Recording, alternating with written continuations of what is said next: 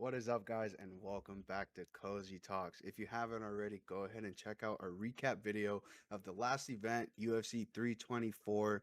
But this week, we have another event, another numbered event, UFC 325. The fights are going down in Sydney, Australia.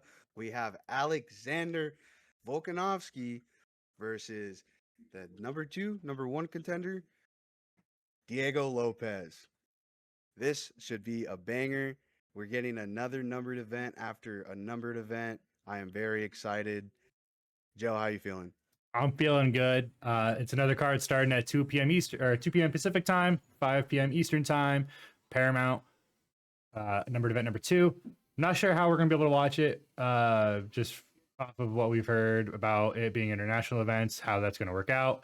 I'm sure we'll be able to watch it. I'm sure there might Well, be a couple more hoops to jump through, maybe. yeah, I'm under that assumption as well. But based off of some of the stuff the commentators were saying in the last event, for example, Michael Bisping, he looked at the camera and pretty much just said, "All you need to watch the fights is a Paramount subscription. That's all you need." So maybe it'll be different for people who aren't from America. If you're not watching in America, Okay. if you're not watching in the States, maybe you still have to purchase the card itself. Not 100% sure, but I Yeah. guess we'll see this weekend. Yeah. Before we get started, guys, if you haven't already, make sure you guys like, comment, and subscribe. We really appreciate it if you guys do that. Give this video a follow. We really are appreciating what you guys are doing for us, giving us some interaction. We're trying to grow the channel in the Big 26. It's really our first full year. Yeah. So we're making sure we get these videos pumped out to you guys. Let's get into it though. So yeah, as you can see here, we got 14 fights happening in Australia, like Z said. Let's go over it. So they have Road to UFC opening the card, but Z and I kind of decided that we don't really want to cover Road to UFC because it's not really tied to the numbered event. I mean, Yeah. it is on it, but it's not part of it. So we decided we're just gonna skip over it.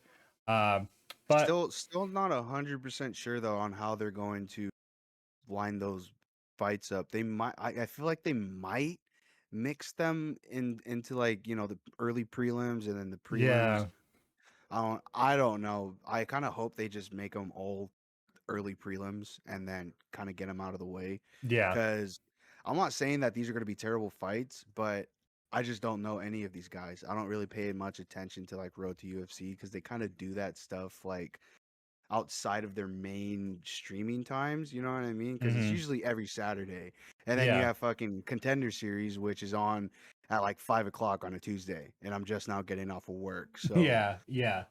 Yeah, Yeah, the only guy I know is Aaron Tao, and I only yeah, know him because he fights for City Kickboxing. and then he has that crazy fucking face tattoo as well. Yeah, So yeah. Before we get into it, though, we'll look over the canceled and fizzled bouts real quick that Topology has on here. So Quill and so Salkilld, far, yeah, so far, because after what happened last week, it can happen on Friday. yeah, It could happen right before we even get here. It could happen Saturday yeah, morning. But as it is right now, Quill and Salkilld versus Rongju withdrew, Sergey Spivak, Jesus Christ, and Deliha that got rescheduled. And Jimmy Crute blew his ACL. That's his second big injury, right? He had a big one already. yeah. He was out for a while. Well, he He did. retired, but he had an Yeah, he did go injury. on that early retirement. But yeah, that beat me and Joe were talking about that right before we started the video. That is honestly tragic to see. Jimmy Crute was kind of on a he was kind of on a horse, on a high horse riding into, Yeah, he's well, looking good. he was looking good. He was looking good on his return. Hmm. And yeah, that sucks to see that he ruptured his ACL. Yeah, it's tough. So hopefully nothing else tragic happens on this card. I don't want to see any more pullouts, but it's just the Yeah. nature of the Or beast, or man. or injuries. Yeah. With that being said, though, let's get started with the early prelims as it is right now. If Road UFC is not part of your early prelims, this is our early prelims as it stands. Jonathan Micallef versus Oban Elliott. Hmm. Oh, there's no, you're missing one. It's Ofli versus Yizha. Oh, okay. Weird. Whatever was right here was fucking in the Because way. yeah, they had an advertisement right there. That's okay. So I just have my ad blocker on. Sorry, guys. So skip that. Fucking first fight of the night in the early prelims. Ofli versus Yizha. I'm gonna go with Yizha on this one. He fought on the China card. I think is the last time I saw him, and Yeah. he looked dominant in that one. He fought Weston Wilson, and he was a pretty heavy favorite because Weston Wilson kind of had that background of being a BJJ guy, and he was very chinny. And Yizha took care of him, handled business, and I mean he's a young fighter with a pretty saturated record, 26-5 at 29 years old. I mean the China circuit, you kind of do get a lot of low level fights, and some of the fights might be padded fights, might be just who knows. Their circuit's a little different. They definitely do a lot more fights. And there's Ofli. He fought on the Ultimate Fighter, and he fought Santos. Yeah, Myron Santos. He lost to Santos, and then he lost to Naimov last time out, and he beat Ricardo Ramos his last time out. He's kind of the same guy. A little bit more skilled than Weston Wilson, but he's kind of the same skill set where he's a bit more of a grappler. And Yizha, I just like Yizha striking in this one. I think as long as this one stays standing, I think he's gonna be able to maybe find the chin of Ofli, and maybe get a finish in the second, maybe the third. Yeah, I like him more in this one for sure. I'm gonna be honest. I'm gonna be real honest. I feel like this might be a little bit of a trap here. I kind of feel like it might be a little bit of a trap because even in Olfi's last fight, both of us were betting against him. We both had Ricardo Ramos to win over Olfi. I'm pretty sure, and Olfi got that. Oh, that's right. We were Olfi got for that that submission. Yeah, we were watching that fight, and I'm looking at Yizha's. I'm looking at his record. Weston Wilson ain't shit. He ain't. You had him. He ain't. You took the Well, dog shot on him. I did. I did take the dog shot Fuck because he was him. massive. Because He was was. massive. It was like plus 700. But, yeah. yeah, and like I thought maybe he was gonna do some crazy shit on the ground and catch Yizha, But yeah, you go and you look at fucking Weston Wilson's record. Buddy's been starched in his last 5. He's only won 1 out of the 4. Yeah. And going even further back in Yizha's record, I don't know a whole lot about these dudes who fight on the road to UFC, but I can tell you one thing is that there's only a select few of them. There's only a select few of them who, in my personal opinion, have what it takes to stand against somebody who actually has that octagon experience, that UFC experience. And I feel like Khan Olfi has a little bit more edge and experience. I mean, his losses aren't bad at all. Muhammad Naimov, that's not bad. Marian Santos, that's not bad. Yeah. And even prior to that, he wasn't losing. So he's only lost to 2 pretty good fucking dudes in the UFC. He was the Olfi fought in the Ultimate Fighter. Looks like he won the title, not title, but the champion fight or whatever in Ultimate Fighter. Yeah. And then goes out and starches Ricardo Ramos. It has been a while since he's fought, kind of. A little bit of a gap. Yeah. Oh wait. Sorry, my math is wrong. There's only like 4 months. Yeah. But I mean, Yizha's only loss in his last 5 is to Gabriel Santos. And Gabriel Santos, we see him. He's one of the prospects to keep an eye on here in the featherweight division. I mean, he's not bad. And that kind of exactly, and then that kind of adds on top of what I'm saying. Yizha looks good against these guys who aren't so good, but then he fights a dude who's pretty decent. Who, again, who has only lost to some of the top dudes in his division, Leon Murphy and David Onama. Yeah.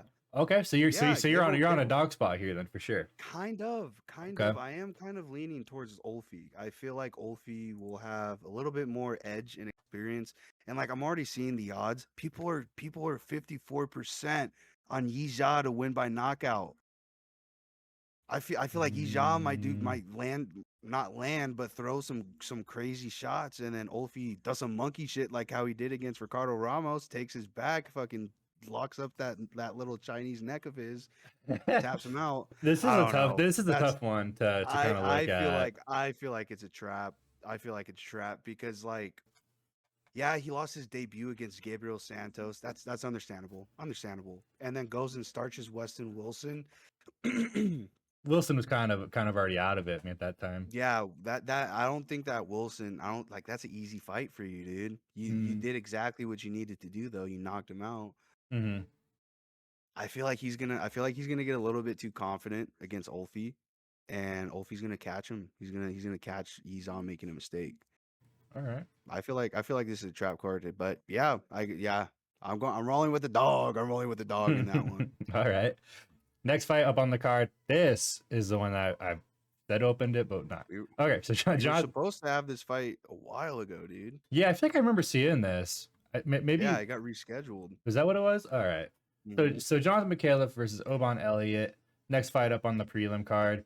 Wow. I mean, this is where I take my dog shot. I like Oban a lot, and I think that loss he had to Sasaki Ko was that was more just like a lesson to be learned for Oban Elliott because yeah, Ko was just he was heavy on the wrestling. He got 30-27 purely off him just getting out grappled. I think if that fight stayed standing, Oban was probably gonna make it a little more competitive because that's what he's known for is his boxing and his slick striking. Grappling not so much. Micallef on the other hand, he's on his debut. He fought Kevin Jousset in his debut, right? Or was it? Yeah. Because he came off Contender Series. Micallef has a crazy long reach. That's what I remember of him. He has really long arms for the weight class. 77-inch reach. I mean, he has 5 inches on Oban. It's kind of. I mean, it's a tough one. This is one that I don't know if we're gonna see a finish. I mean, I kind of agree with typology. I mean, either guy on the decision. Granted, Oban Elliott doesn't really knock guys out. I mean, he knocked out Basil Hafez, but he was kind of on a decision streak coming into that fight. And Basil was. I mean, it was already an impressive knockout because Basil was the guy that went the distance with. Wasn't he the guy who went the distance with JDM? That's the same guy we're talking about, right? Yeah. I'm pretty sure. Yeah, on the other side, Micallef, I mean, yeah, he cruised to a decision win over Jousset, and I think he was an underdog in that one. I don't think Jousset's fought since this fight. I could be wrong about that. But he's not even in the UFC anymore. He's with PFL. Is that what it? Okay, yeah. Yeah, it's a tough one. But I'm definitely on the side of Oban. I mean, he's got the more experience. And I think, like I said, I think his striking is just that much slicker. He's obviously just going to have to be careful with Micallef's reach because that reach is going to play a big factor on the feet. I don't think Micallef's going to want to really take it to the ground and when he has that kind of advantage, but we'll see. I think this one stays standing. I think we might get an Elliott on the scorecards here. Yeah, I think this might be a striker's delight. But Jonathan Micallef, on the other hand, he does look like the more well-rounded fighter.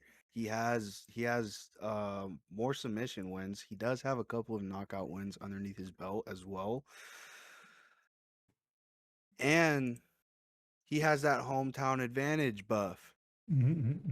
He's an Australian. He's fighting at home, and this is the first Australian fighting on the card as well. Oban, I agree with you. I really like Oban. I like his style. I like his personality. Yeah.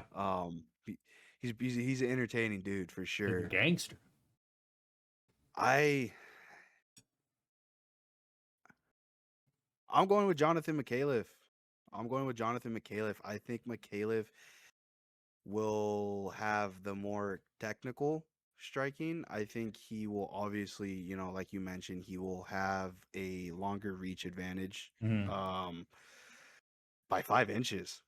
Yeah. By 5 inches. They're same height, but the reach is just longer on Micallef. Yes, and I feel like Micallef is kind of going to be kick heavy. I feel like he's going to be kick heavy, and I agree with you. I think this fight's going to stay on the ground, or not on the ground, but I think it's going to stay on the feet. Right. But I got to go with Micallef. I think Micallef will be more technical, and he'll be a little bit smarter in there, I feel like. Obviously these are just all my opinion. Yeah. This is just my opinion. It's just thoughts, yeah, of course. Yeah, I think Micallef is going to be more technical in this fight. I think Oban is going to get hit with some shit that kind of puts him out of his game. Because that's another thing that you have to think about as well is like, these fighters, obviously they go into these fights with a game plan. They watch film, they watch their opponent's previous fights. But there's been a lot of times where we see fighters get stumped and then they lose track of the game plan. They completely they start fighting with emotion, you know, or Mhm. they just get absolutely stumped and they don't know what to do, regardless Yeah. of what their corner is telling them. But I also see Micallef mixing in a little bit of grappling too, because obviously He has submissions under his Salkilld, belt. yeah, Salkilld Ko, that's what he did to Oban, was kind of nullified that striking and Mhm. brought him to the ground, you know. Yeah. But yeah, my pick there is Jonathan Micallef. All right. Moving on into the next fight on the prelims, we got Jakob Malkoun and Taurus Can I, Finney. Fuck. can I say something real quick? Yeah, go ahead. I think we should just skip this fight, guys. This is honestly two tomato cans fighting each other, in Wait, my honest bro, they have Taurus opinion. Finney as the underdog? What? Why? Yeah. But if anything, I would go with Jacob Malcolm. You're gonna you just on hate watch for Finney. 100%. But Yeah. another thing as well is, We already know what he's gonna do. Just fucking wrestle fuck.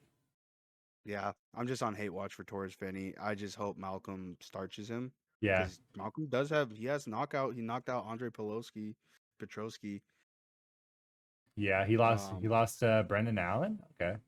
Lost to Cody Brundage. I mean, he hasn't fought shit, in a he's lost. while. Yeah, oh yeah, almost 2 years. Yeah, I'm being pretty 11-0. Your last one was a split, and I mean, rightfully so was a split. I mean, you put literally zero shot. You literally did like zero strikes and just held him against the cage, and that was it. The whole fight. Um, but you're undefeated, and you're taking on a guy who's been out, may have some ring rust. I think I'm taking the dog shot on Finney there just off of that. But I'm not really. I'm kind of with you. I mean, I'm okay with skipping this if you want to. I don't really care to give it much of a breakdown on Yeah, this I mean, one. there's not much to talk about. Like Yeah, we just told you what's we gonna just happen. showed, yeah, we just showed the viewers. Jacob Malcolm's coming off of almost a two year layoff. His last fight was against Andre Petrosky. Yeah, I mean, Andre Petrosky is one of the greats, but that was past prime, way past prime Andre Petrosky. Torres Finney, we all know who the fuck Torres Finney is. He loves to hold you and fuck you on the ground and win by yeah. judges scorecards. And shout out to that one judge that gave fucking 30-20 or like 30-27 to Robert Valentine because he did He's a real not one. fuck with Torres. He did not fuck with Torres' fights. Yeah, and Fight even the plan. commentators talk about. They're like, yeah, they need to start holding these fighters more accountable to like actually like fighting. Yep. Yep. Uh, Oh, and great. And great. Good. I hope this next fight is by finish. And did they rebook I'm this? Why do I I'm feel like I've a, already seen this?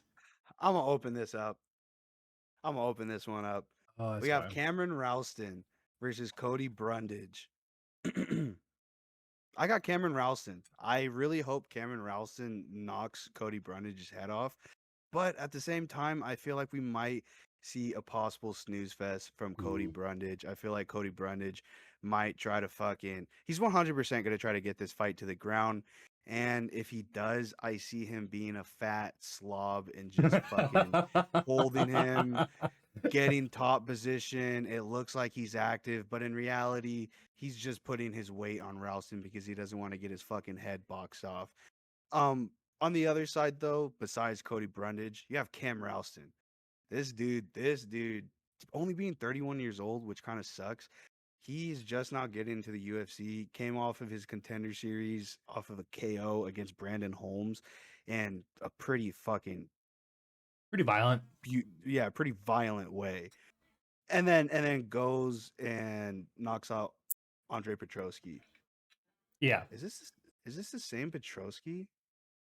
yeah, yeah. Bearded Petrosky from Pennsylvania. Okay, I'm thinking of a completely different guy. You might I be did thinking of like not mean Arlovsky or something.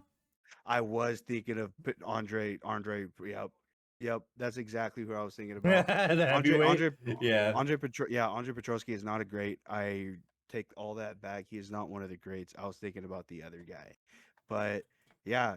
And then Cameron Ralston goes and makes his debut against Andre Petrosky, and then fucking bitches him in the first.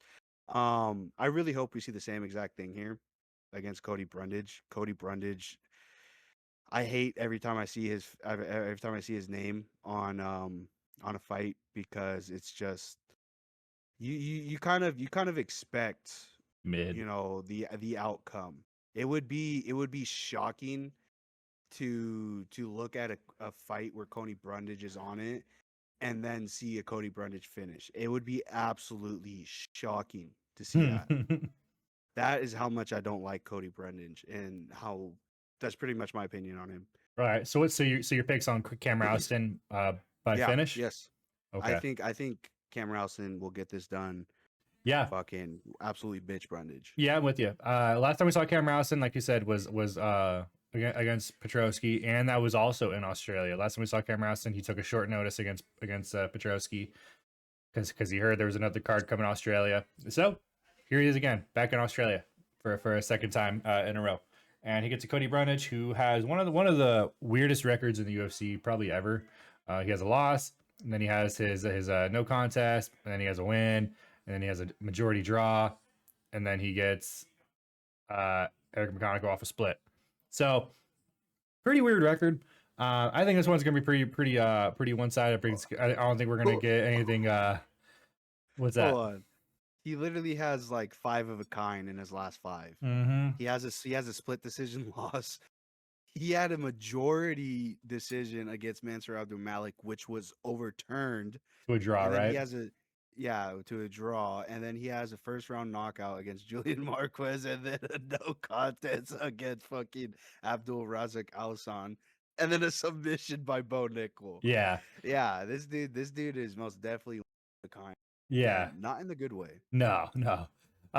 So yeah, but Cam Rowston, he's the younger guy. He's the guy who has he's fighting out of City Kickboxing, which is Israel Adesanya's gym, which is Kaikar France's gym, which is Aaron Tao, who is on the road to UFC.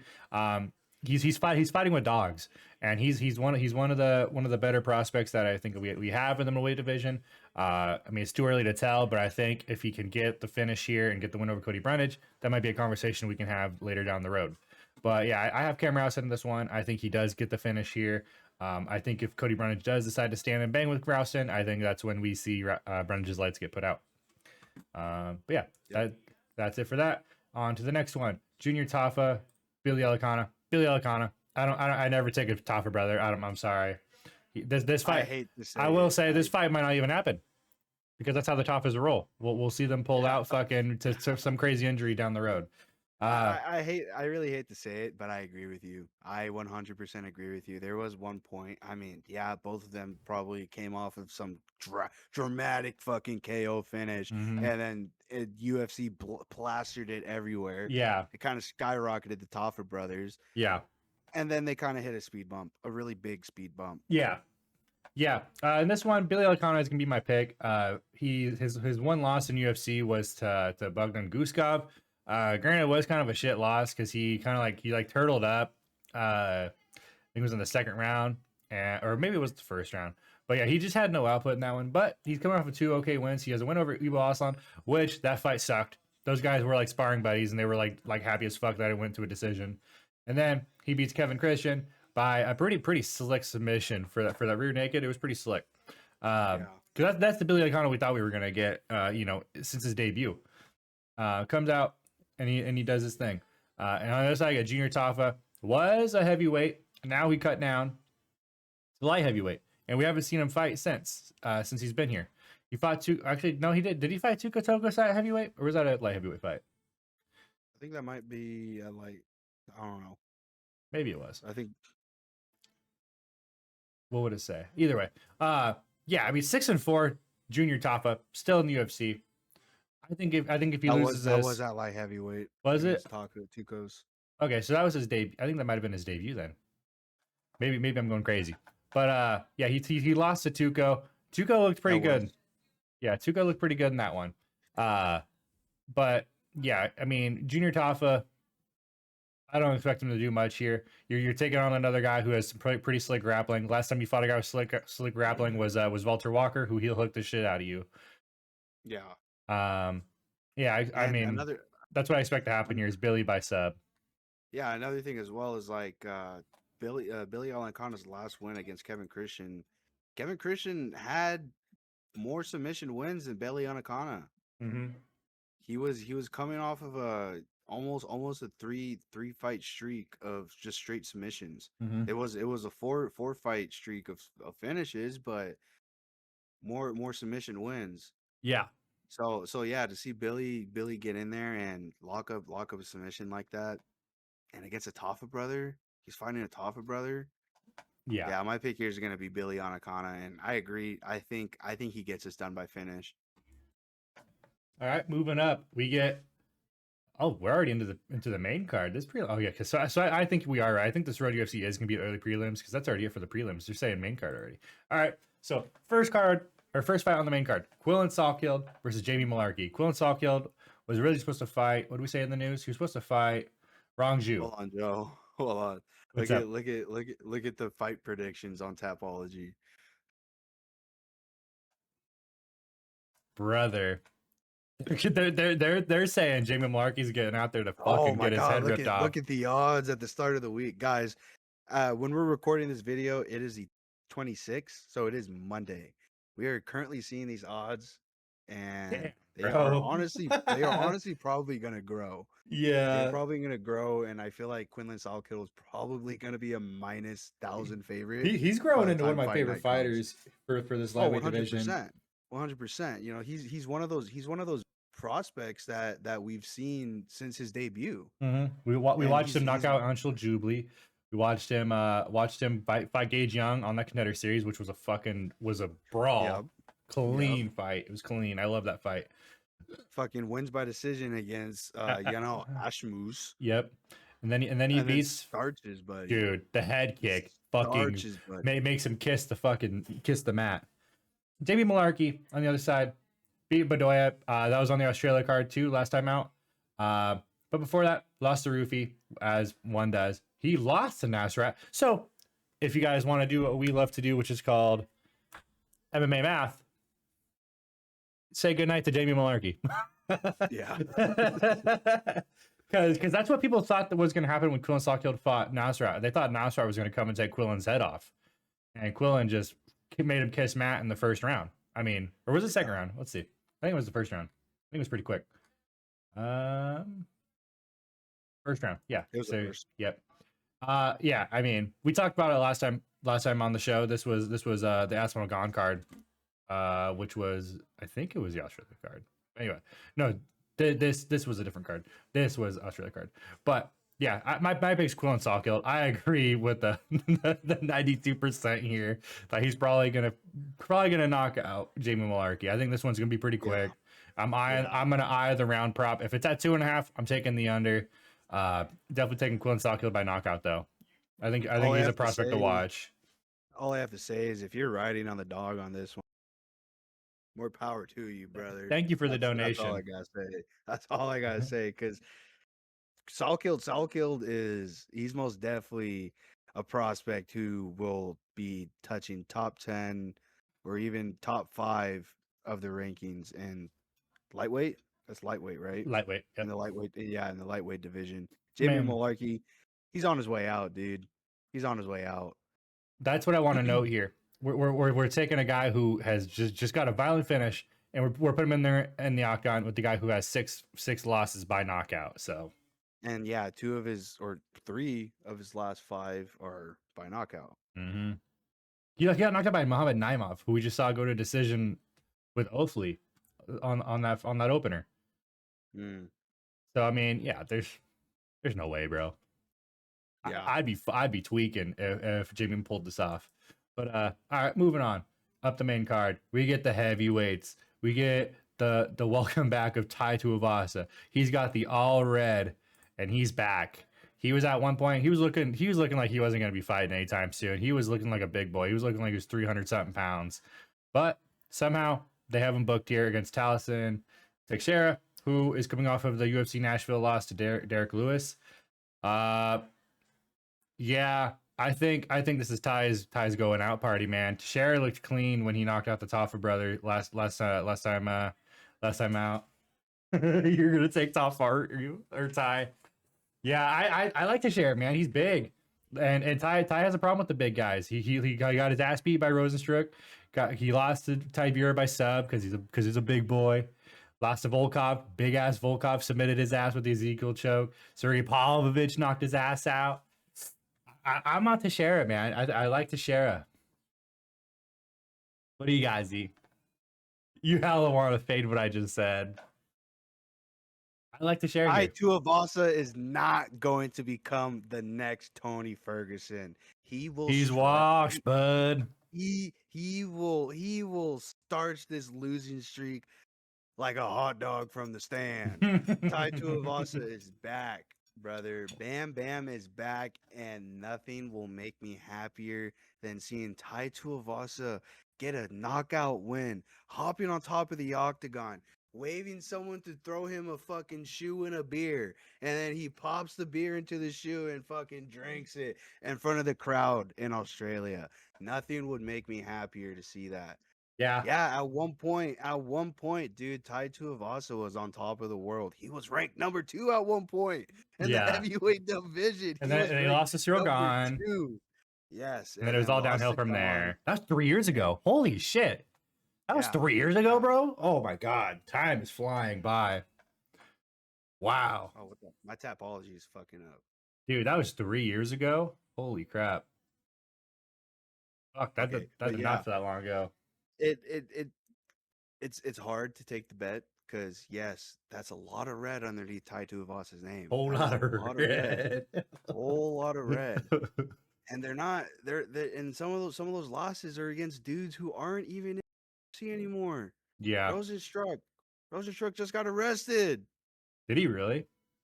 Yeah. Oh, he got arrested. shit. I think he got arrested on some shit. But yeah, Rosenstruck ain't even in the UFC anymore. How the fuck is Tai Tuivasa still here? Let's be real here. Besides what I said earlier, let's be fucking real here. How the fuck is Tai Tuivasa still in the goddamn UFC? This is just UFC cleaning house. He just lost by decision almost 2 years ago against fucking Jarino Rosenstruck, who is now facing jail time. That's his opponent. His jail time. He gets finished. He gets finished by Marcin Tybura in the first round. Alexander Volkov's fucking chokes him out in the second. Sergey bitches him in the first. Gahn bitches him in the third. Why is he still here? I've seen him on Instagram. He is fat as fuck. you think he's gonna be fight ready or what? I haven't seen any clips of him. I hope. Yeah. Okay, hold on. I am pulling up his Instagram right now. Let's see how Tai Tuivasa looks as of right now. Yeah, I mean, they think this is gonna be a slugfest. So I mean, look at how brown this is, bro. They think it's knockout either way. I mean, Teixeira, let's see. He has 8 wins. 7 of those are by KO. 1 of those by sub. We see that Tai Tuivasa has been vulnerable to the submission. He's lost 3 to submission, and he has 13 by knockout. I mean, okay. To be fair, he looks a little bit better. Does he? Okay. He looks slim. He looks slim. He doesn't look chubby like the last time I saw him. Last time I saw him, he had crazy long hair and he was smoking weed and he looked fat as fuck. Hell and yeah. he had just put out his new like weed thing or whatever. And like That it Bam looked Bam like it looked like that's all he was focusing on for a little bit. So yeah, I'm still riding with what I said originally. I think Tai Tuivasa will break that streak, and I'm gonna go with the dog in the main card here. I got Tai Tuivasa. Dude, I mean, this main card has potential to be a fucking banger. This might make it for 324, kind of hitting a little bit of a slow spot because all of these fights, bro, look insane. 100%. And before we continue, I will say this: the only fight that I feel like will be a disappointment is the one we just talked about. The rest, including the opener, are 100% guaranteed bangers. I mean, it's just high level UFC we're about to watch. Oh yes, and this next one, you literally said the most perfect words you could possibly level say UFC about this fight. Very, very, very, very high level fighting in this next one. And I am scared. This is Striker's Delight, Z. This will be Striker's Delight. And I am scared. Scared, bud. Because you have Rafael Fiziev. Muay Thai fucking he's got that Muay Thai like clean. His back-to-back fights with Justin Gaethje were like all-time performances. And it sucks that he lost, but his striking looks so clean in those. and he showed a bit of grappling in that second one. And that's kind of my worry. I think I get where you're coming from. My worry is the grappling, because we saw Ruffy struggle his last time out against Benoit in that grappling. I don't know if we'll see much grappling here. I think this might. I mean, we see Ruffy. We know he's got that open karate stance, very McGregor like, and Rafael Fiziev. He's a brawler, right? If he can make this dirty, this could be a problem for Ruffy. But if Ruffy can continue to pick him apart at distance, then we might see Ruffy take this on the scorecards. I don't know if we'll see a knockout in this one. I think this is just going to be a bloody back and forth brawl. I don't see a knockout. I don't know. Let's see what the television says. Knockout either. Yeah, I don't see a I kind of agree with either, them, because I feel like I'm gonna say this real quick. My pick here is gonna be Rafael Fiziev. You're fading the fighting nerd, bro. I am sorry. This is not a good matchup for Ruffy. This is not a good matchup at all. Okay. I feel like Rafael Fiziev is at he's fast, dude. He is at a point in his career where he was here when he got the leg injury, and now he is here. Mm-hmm. He's only lost to fucking Gaethje. I would even call that loss to Gamrot a loss. Yeah, I'd say he lost to Gaethje. That's what I believe. Yeah, he's literally only lost to Gaethje who is now in the last 5 years. Who's now interim champ. Yeah, interim champ. Yeah. To be fair, Gaethje fucked up Fiziev in the wars that they had. But I do see Ruffy possibly knocking out Fiziev 100%. I think a knockout is live for Fiziev. I think Ruffy can mix in some crazy creative shots and fucking drop Fiziev.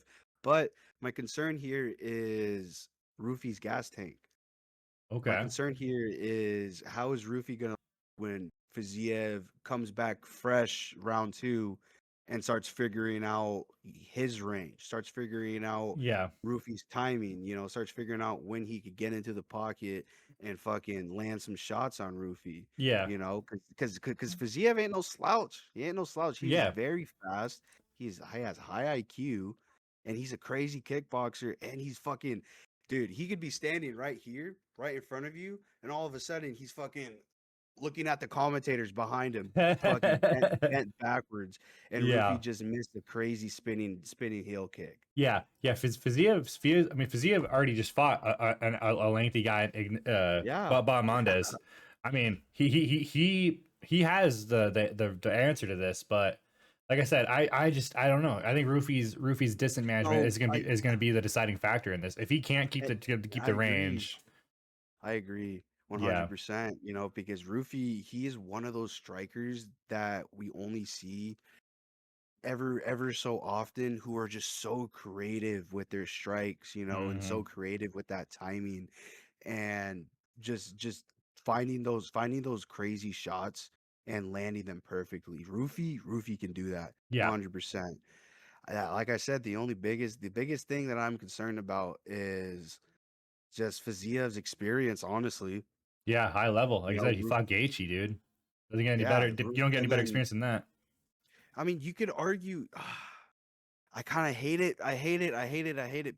Fan of Ruffy. I'm a fan of the fighting nerds. I love them. Fighting nerds. Ruffy gave us that gorgeous fucking knockout kick over Bobby Green, which I have a shirt of. I'm not wearing it right now, but I'll wear it on the Friday video. You guys will see it. But that's another thing as well. It's like, look at some of the dudes that he's fought.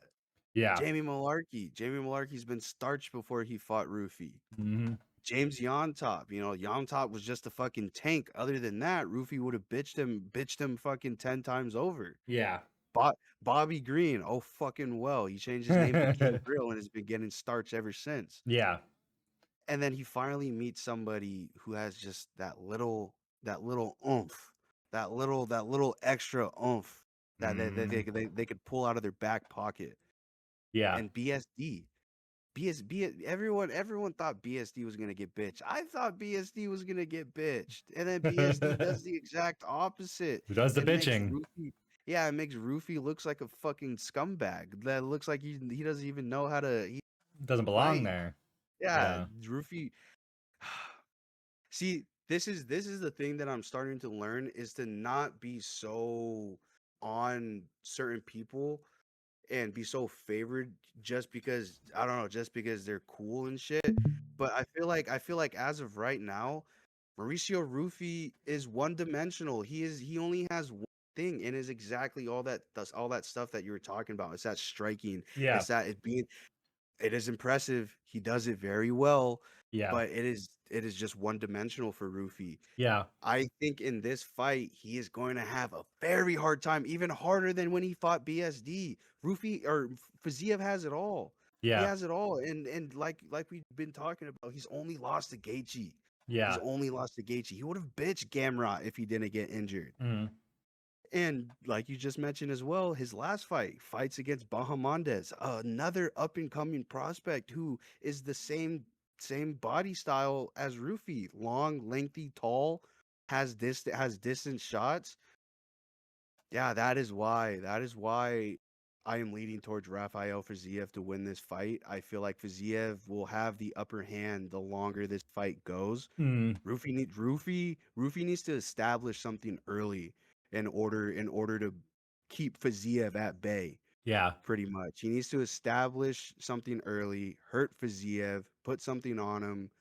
Because other than that, I see Fiziev drowning Rufy in the later round, and that's gonna be my pick. I got Fiziev, and it's kind of crazy seeing him as the underdog. But it is Yeah. it is favor it is near even. It could change, Yeah. The but closer we get, yeah, that's yeah.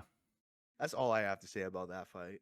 All right, moving into the next one, we get a co-main fight that is gonna be probably pretty quick. Because both these guys aren't looking to go to the scorecards. These guys are looking to take each other's heads off. Dan Hooker is coming out with something to prove. He's coming off of the loss to Armin Sarukian. Benoit Saint-Denis, he's on a 3-fight win streak. He's coming off the win against Mauricio Rufy. And from what I understood, he changed camps. So he's got a whole different thing going on. He's ready to jump into contendership and get it moving. Dan Hooker, who knows how much longer this guy's going to be fighting. Like I said, he's coming off the loss to Armin. He fought a year and a half ago against Gamrot, but he had an injury before the Armin fight. Like broke his hand. Yeah, He had hand surgery. and we know the recipe to beating Dan Hooker is grappling, especially elite grappling, and that's what Benoit's going to bring is just a fucking ton of clean grappling. Yes, he has knockout power. He's knocked out guys before, but we know that his wheelhouse is the grappling department. And especially in this one, you don't want to stand and bang with Dan Hooker. You're gonna want to take the easy route here, which is going to be just grapple him. Yes, my pick is Benoit. Yes, it's probably gonna be Benoit by submission win. Yeah, I will say this really quick. We almost had one of the best fights that we could have ever seen, ever witnessed, and it was Dan Hooker against Justin Gaethje. We were so close to getting that. But yeah, Daniel Hooker had he had to get hand surgery. He broke his hand. Yeah. So now here we are. How you feeling about this one, Z? Who you got? I am taking another dog shot here. What I are am the odds taking on it? another dog shot. Pretty wide odds, yeah. Kind of what I expected. I have Daniel Hooker. I have Dan Hooker, Dan the Hangman Hooker, winning by knockout against BSD. I think Dan Hooker is coming back Okay. with a chip on his shoulder. He recently came out and said that apparently Armin Sarukian had broken his nose when Armin had headbutted him when they had PG, faced really? off. Yeah, Oh Daniel shit. Hooker Daniel Hooker said Armin broke his nose, and Dan Hooker he said he was fucking livid. He was livid at that point, but apparently the people around him and like him, he told himself this as well, like, don't do it right here. Like, you're on the stage, you're in front of all this media. Yeah. Don't do it. But yeah, Dan Hooker recently came out and said that. I feel like Dan Hooker's gonna be coming with a little bit of vengeance. A Mm. little bit of vengeance, and especially fighting at home. He won last time he was at home, Yeah. in a fight where he was another pretty massive underdog. I'm pretty sure he was like plus Who was that? Who was that? 400 Was that against? against. It was against Gamrot. He was a massive underdog. That was you. Remember? That was UFC 300. No. No, that was for a different one. Remember when my buddy Oh, that showed was up? It 305. press the plus sign. I'm pretty sure it shows his odds. Oh, I just had it right there. Hold on, sorry. His odds in that one, yeah, he was a plus 210 underdog to Gamrot. I swear it was a Damn. lot more when we were plus 300 when we were at Muckleshoot because my coworker, remember, fucking slapped like $400 on it Yeah, was he an underdog on against Dan Turner? Hooker. Oh, he was a plus 240 against Jalen Turner. Damn. I mean, he was an underdog in all those fights, and then fucking, I mean, given yeah, he was an underdog, Armin, but that's Armin, bro. That's Armin. Mm, Armin. There's a lot of hate. There was a lot of hate on Armin, but honestly, Armin is starting to become little bit of one of my new fighters. I mean, his PR team is on fire right now. yeah, they got him He hanging is out with Nina. he is all over social media, but he is funny as hell. Yeah. Anyways, I think Dan Hooker can get it done. I think like you were saying in our recap video, Dan Hooker and Patty They have a got little beef. bit of beef. So I feel like if Dan Hooker would have win this fight, yeah, that kind of boosts him up to possibly fight Patty, Mm, possibly get Patty. I think Dan Hooker's, almost on his way out. But with him being on a little bit of a hiatus there and missing out on one of the biggest fights of his career against Justin Gaethje, I feel like Dan Hooker is trying to work his way towards one more big fight, and then that might be it. yeah. You know, Even a BSD win. BSD could fight Patty with the win here. I mean, oh, 100%. they're both kind of at that spot where they're kind of right on the outside looking in for Yeah, contendership. yeah, both of these dudes are very, very like marketable to the UFC, like you have said with some of these fighters.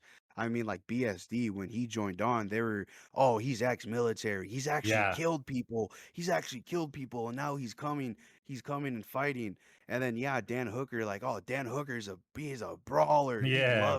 He loves to fuck shit up. He loves to Mm, fucking stand and bang.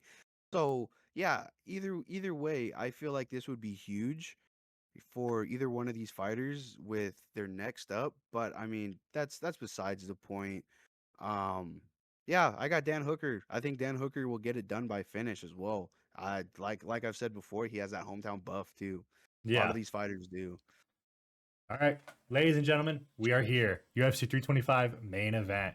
If you haven't already, guys, please leave a like, comment, and subscribe. We really appreciate it. This is gonna be a banger card, man. I'm excited for this one. This is gonna be very, very crazy. I mean, let's just say Look, that. What's going to look. happen here is probably going to decide the forecast for the featherweight division for the next couple of years because Oh yeah. this could be Volkanovski's last fight, which I don't really see happening. If he wins, he might fight one or two more times. If Lopes wins, it's a big deal because now we probably get some new blood. Maybe we get the trilogy Oh yeah. fight between Volkanovski and Lopes. A lot of things to make of this one. Look, I will say this real quick. If you guys missed out on the first time these guys fought, do not miss out on the second time they fight. The first time was a absolute banger, and this time I expect the same exact thing, probably even more, Mm. probably even a finish. Yeah, first And time I was the think Volkanovski masterclass, man. Diego Lopez is gonna go out there and finish Alexander Volkanovski. Damn, what are the odds on this? Pretty sizable, pretty sizable favorite for Volkanovski. I mean, yes, granted, he did win the first time pretty decisively. I think he was up 4-1 on the rounds. What the fuck are you looking at? What are you looking at? But yeah, I agree with you. I think Lopez learned a lot from that loss. I mean, he was on a pretty heavy win streak. Obviously, he lost to Malvzark, but that was also a short notice fight. But then he rattles off a bunch of wins, and then he loses to Volkanovski in the title fight. He beat John Silva his last time out, and I think UFC Mexico Noche, and Well, well, we could argue about that win a lot, but yeah, he got the finish against Sheen Silva. yeah, yeah, and yeah, Diego Lopez's only loss has been to Alexander Volkanovski, other than the Mavzar loss, and I mean a win here. Like I said, we might be getting a trilogy between these two. This could be one of the all time rivalries, kind of like Alex and Max. We could be getting Alex and Diego here. And I agree with you. Diego has some really good grappling. I mean, he's one of the instructors for BJJ. I think he's at his own gym. And Volkanovski, I mean, he's just like I said, he's just the great. I mean, his nickname says it all. This guy is one of the featherweight goats, if not the featherweight goat. He's fought max 3-4 times, and he's won every single time. He's fought guys like Yair Rodriguez. He took care of business with Yair. I mean, it was pretty quick. He said Oh yeah. he dumped him on his head and just took care of business. I don't know what we're gonna see here, man. We saw Alex get shinned by Ilya, but again, if you're lucky if you're not shinned by Ilya. Um, it's a tough one. This feels a lot closer than the odds are suggesting. I would like to see these odds get closer, but then again, I'm also on decided Diego, so I'd love to see him fall even more into an underdog spot, just so I can get a better Yeah. better payout on it. But yeah, my pick is Diego Lopes. I think he learned a lot from that first one, and I think that him being the younger guy, he's got a lot more to learn and a lot more skills to adapt. Yeah, man. I hate to say it. Yeah, I hate to say it, and I agree with you. I think Diego Lopes goes out there and gets it done, and possibly even finishes Volkanovski. I think he is very live for the finish. Um, I love Volk. I love his cooking He's show. most Yeah, I love his cooking show. He looks exactly like that dude who cooks the deer and cooks the fish. Yeah, shoots a Um, deer on his property. yeah, man. I got Diego Lopes in this one. I think it's gonna be and new, All right. What do you think we get but the trilogy, or what do you think we get off of this? it just depends on how it goes. Hmm. Like If it's another obviously, decision like win. yeah, if it's like a decision win, yeah, but you see, that's the thing though. That's the thing is like Volkanovski, he ain't no slouch. He ain't no slouch. And yeah, Lopez is coming off of that knockout win, but he's coming off of that knockout win against an emotional Gene Silva who got absolutely bitched in the first and wanted to get some get back. So Mm, came out swinging, and Lopez caught him with that fucking spinning elbow. and dropped him. He kept setting up that And spinning elbow too. yeah, yeah. Volkanovski ain't like that. Volkanovski will be very calculated, very smart, very patient.